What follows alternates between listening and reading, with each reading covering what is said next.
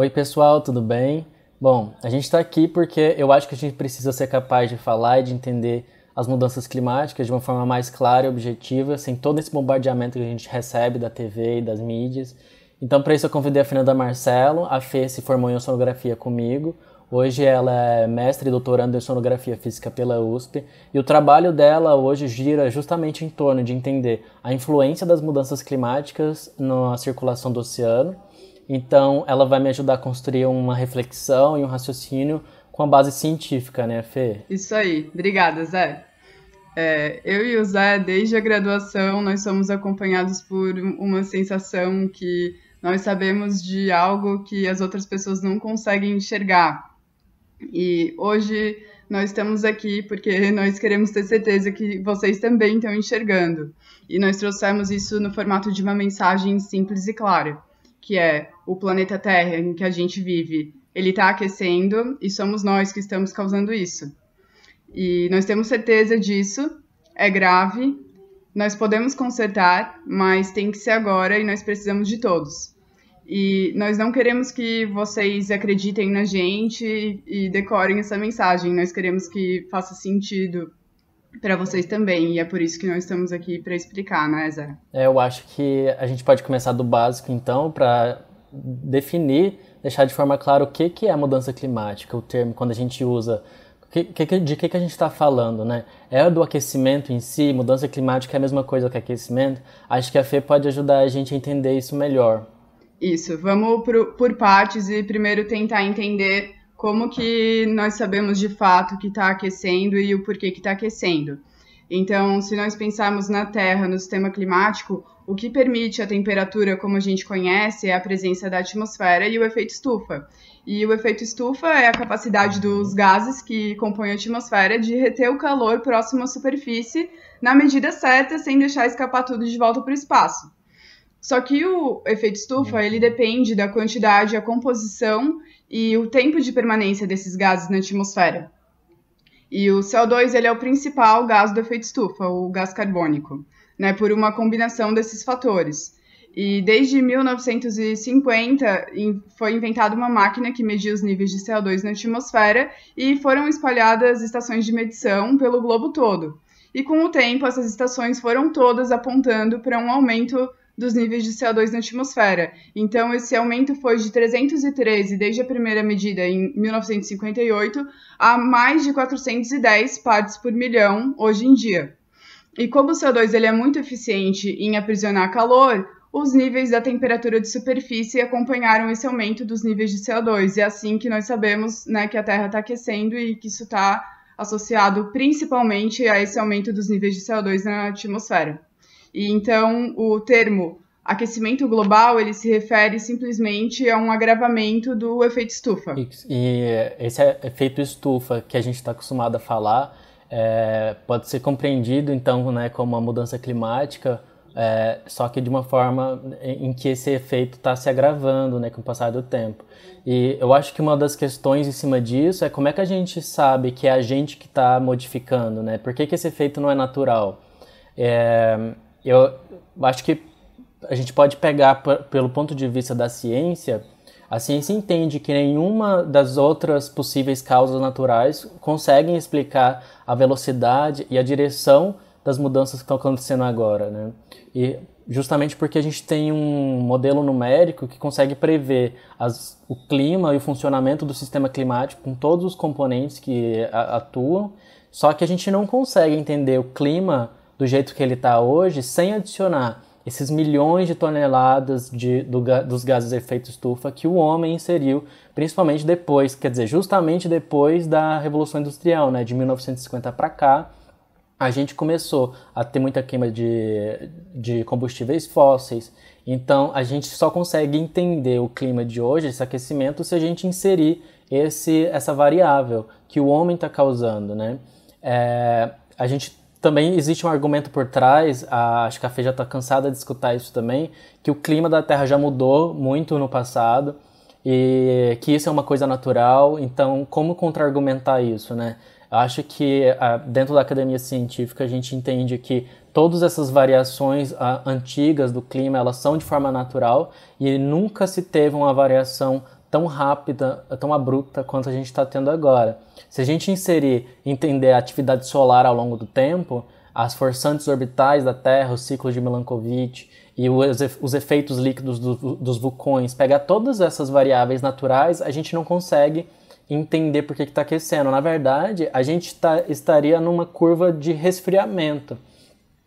Eu vou mostrar um gráfico aqui que mostra a variação nos últimos 800 mil anos do CO2, que vem da NASA esse gráfico, então a gente consegue ver que o CO2 sempre variou. É natural existir essa variação na Terra, só que esse último respiro de 1950 para cá, aconteceu uma coisa exorbitante, que o nível do CO2 passou para um nível que a gente nunca teve antes. Não existe registro da quantidade de carbono, de gás carbônico que está na atmosfera agora.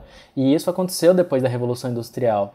Acho que para entender que a gente deveria estar resfriando se fosse um fenômeno natural, o gráfico da última era glacial deixa bem claro que a gente tem há 20 mil anos atrás um resfriamento da Terra, a Terra estava super congelada, aí 10 mil anos depois, com o passar do tempo, a Terra foi aquecendo, e em 10 mil anos atrás a gente tem um pico de aquecimento da Terra, e a gente estaria agora nessa curva que fica muito claro que está descendo, está resfriando.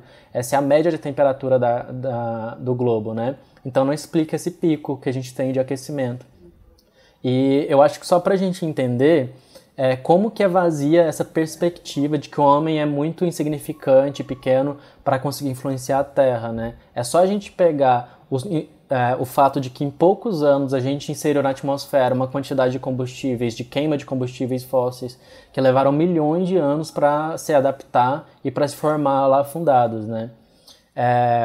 Para entender quais tipos de dados que a gente olha para ter certeza de que isso é do homem, a Fê pode tentar trazer alguns dados para a gente que deixa claro que a gente tem essa certeza.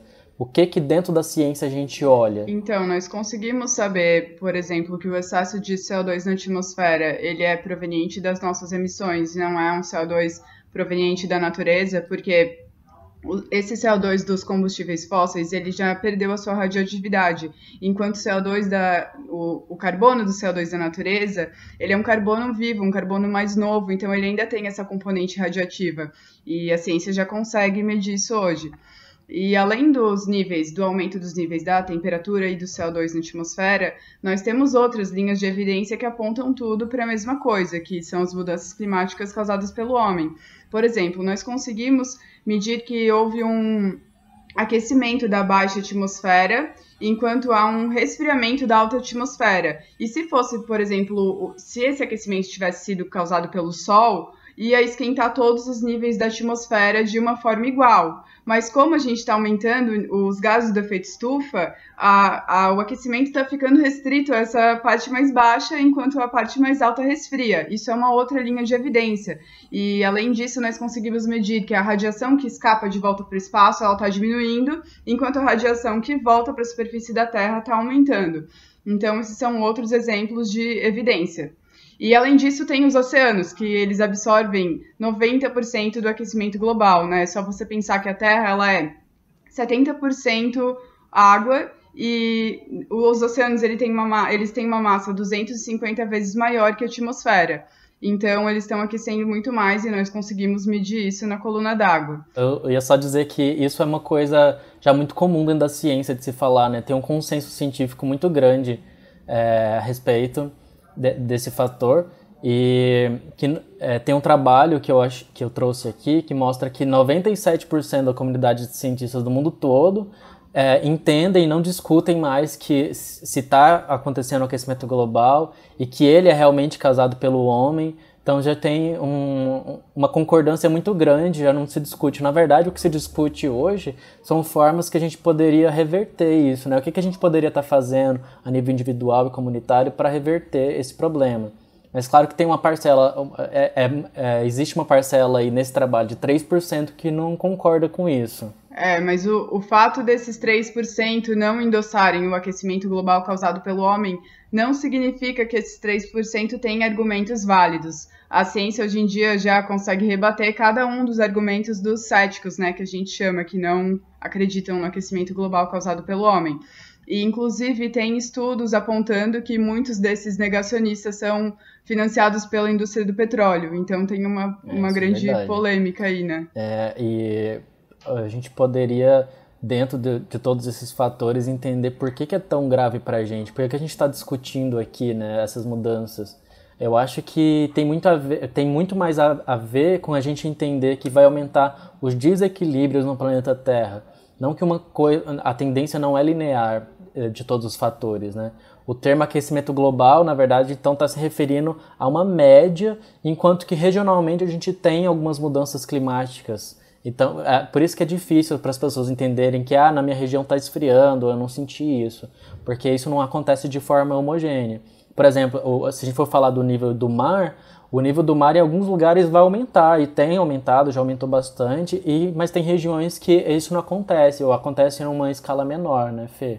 É bem isso, Zé. É só a gente pensar que a Terra ela não é e ela nunca foi estática. Então, a pressão que a gente está exercendo com as emissões dos gases do efeito estufa, elas estão interagindo já com as variações naturais da Terra. Então, por exemplo, o El Niño e Laninha, eles são variações naturais que sempre ocorreram, né, da variabilidade natural do sistema climático. E a nossa forçante está só desequilibrando mais, né, tudo isso. Então, é por isso que a mudança não é homogênea. Então, a nossa pressão na Terra ela vai exercer impactos em todos os sentidos, porque o sistema climático é interligado. Então, primeiro, nós vamos desequilibrar a circulação atmosférica. Depois, nós desequilibramos o ciclo hidrológico, né? Vai aumentar o nível de evaporação em relação à precipitação. Daí, os oceanos absorvem tanto o excesso do calor quanto o excesso do CO2 na atmosfera. O excesso do calor vai causar uma expansão da água, que vai aumentar o nível do mar, e também vai alterar a circulação do oceano, né, que equilibra o clima global. E o excesso do CO2 ele vai, por sua vez, causar a acidificação dos oceanos, que compromete a biodiversidade.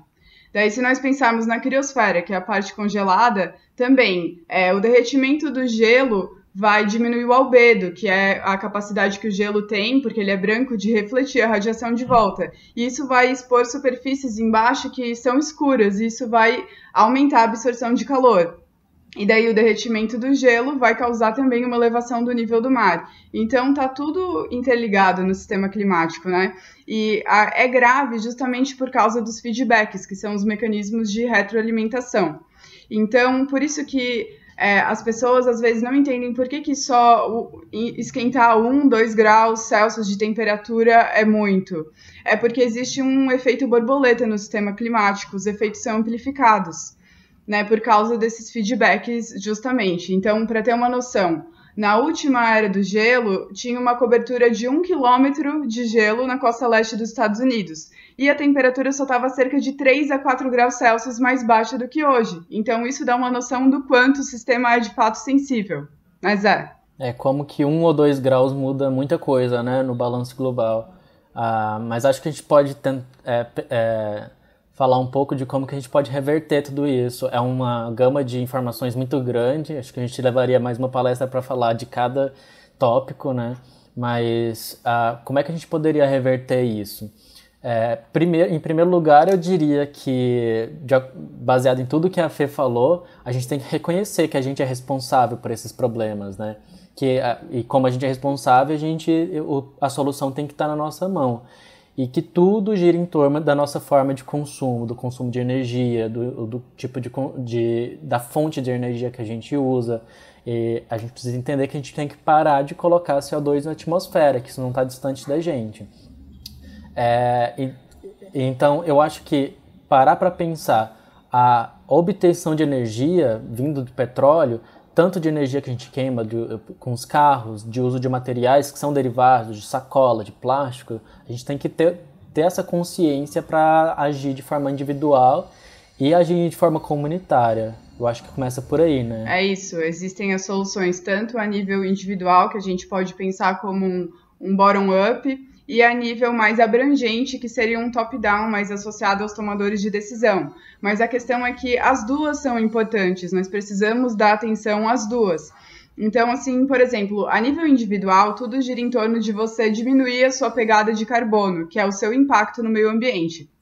Tanto que, assim, de forma bem realista, a principal solução nesse nível é você ter um filho a menos, né? Uma pessoa a menos consumindo no planeta. Mas daí, depois disso, vem as coisas que geralmente a gente já sabe, que o seu consumo de energia e de água, as suas escolhas alimentares e o seu uso do transporte, né? A história de deixar o carro e usar a bicicleta, promover áreas verdes. Então, tudo isso conta. Se cada um se comprometer em fazer um pouquinho, não precisa fazer tudo, é claro.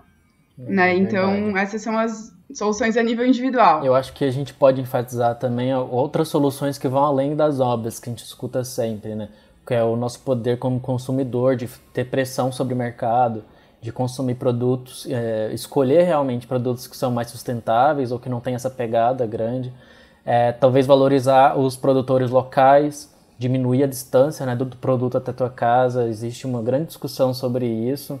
E geralmente tudo que essas mudanças de comportamento que a gente tem, elas são boas pra gente também, não é só pro planeta, né? Pensar no produto de limpeza que a gente usa, reduzir também, não só trocar, mas também reduzir o nosso impacto, o nosso gasto, dejetos. E eu queria apontar também para a indústria, para o tópico da indústria da reciclagem. A gente fala muito de reciclagem, então tá tudo bem. Eu acho que a discussão sobre reciclagem do plástico acaba legitimizando o nosso uso, a gente para de se preocupar. Enquanto que, na verdade, isso deveria ser o contrário, né? A gente tem que eliminar todo e qualquer tipo de plástico, de embalagem, de sacola, e não pensar que a gente está reciclando, que reciclagem é o último passo da cadeia. Usar o nosso poder como eleitor também, procurar priorizar políticos que entendem a linguagem da mudança climática, que param com essa besteira de não entender e de achar que é tudo besteira mesmo, e que valorizam a ciência em todos os aspectos, o que está cada dia mais difícil dentro da política, né? E depois que a gente entende essa mensagem individual e comunitária, usar isso para multiplicar, passar para o próximo, usar nosso poder como multiplicador, usar para mostrar que a gente se preocupa, decidir tomar essa atitude no nosso dia a dia, porque eu acho que fazendo essa pressão que a gente consegue atingir o efeito que é o top-down, né? Que é fazer os políticos entenderem, os tomadores de decisões entenderem que a gente quer essa mudança de fato, né? E não tem como fazer isso sozinho, a gente tem que fazer em comunidade. A gente precisa fazer isso agora, eu acho, para que o sistema não entre em colapso. Acho que é por aí, né, Fê? Porque mesmo se nós parássemos todas as nossas emissões hoje, agora, o efeito ainda ia continuar por um tempo, porque existe uma inércia do sistema climático, né? Então, para resolver esse problema, nós precisamos de soluções em todos os níveis. E, assim, não é um problema restrito à comunidade científica ou a um grupo seleto de pessoas, né? É só você pensar que a atmosfera é uma só. Então, desculpa a expressão, mas é como se a gente estivesse constantemente jogando merda no ventilador. Então, a um ponto, vai atingir todos os cantos, entendeu? É verdade. Então, não tem como escapar. Não importa o que está no passado, não importa o que a gente já errou. Talvez nós tivéssemos que aprender com isso, mas o que importa é hoje nós focarmos nas soluções. Porque quanto mais o tempo passa, mais nós estamos perdendo, e não é de uma forma linear, é de uma forma exponencial. Eu acho que, como a gente não tem muito tempo, eu poderia dizer que, no final das contas, uma mensagem que a gente quer passar é que a gente precisa promover uma expansão da consciência, de uma certa forma pensar de forma comunitária e se apropriar desse problema, né? Parar de achar que ele está distante da gente, que a gente não consegue mudar, não consegue fazer nada. É isso. Né, e o que foi visto não pode ser desvisto, né? E esse é o nosso objetivo aqui. Nós esperamos que vocês estejam enxergando agora, e nós estamos à disposição para qualquer dúvida, se quiserem entrar em contato, né, Zé? A gente pode deixar aqui uma gama de referências bibliográficas de todos os trabalhos que tem por trás do que a gente falou, como simplificar isso, entender, para vocês terem argumentos. Eu vou deixar uma quantidade de links. E podem entrar em contato, sim, se quiserem continuar a discussão, se quiserem aprofundar. Exato. Em um outro momento a gente trata de assuntos mais delimitados, porque aqui a gente tentou passar um panorama geral para não se alongar muito. E obrigado por terem assistido a gente, por todo mundo que está organizando. E obrigado, Fê, também por ter topado vir aqui comigo falar um pouquinho. E até a próxima para todos vocês. Obrigada Tchau, por tchau. ter me chamado, Zé.